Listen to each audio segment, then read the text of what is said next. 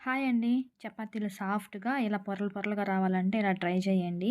కర్రీకైతే ఏ కర్రీకైనా సూపర్‌గా ఉంటదనమాట. కర్రీ ఎంత బా చేసుకున్నా చపాతీలు గట్టిగా ఉంటే సరిగా ఉండదు గదా టేస్టు. ఒకసారయితే చపాతీలు సాఫ్ట్‌గా ఎలా చేయాలో పొరలు పొరలుగా ఒకసారి చపాతీ పిండిని కొద్దిగా సాఫ్ట్‌గా కలిపి ఒక 10 నిమిషాలు నానబెట్టేసుకోవాలి. తర్వాత ఒక చిన్న బాల్స్‌లాగా చేసి చపాతీలాగా ఒత్తేసుకొని పైనయితే ఆయిల్ అప్లై చేసుకొని పొడి పిండిని ఇలా చల్లేసుకోవాలి.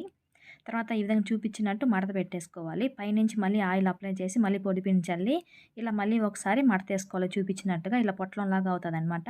ఇలా మనం ఎన్ని మడతలైతే మడిచామో అన్ని పొరలు వస్తది చపాతీ.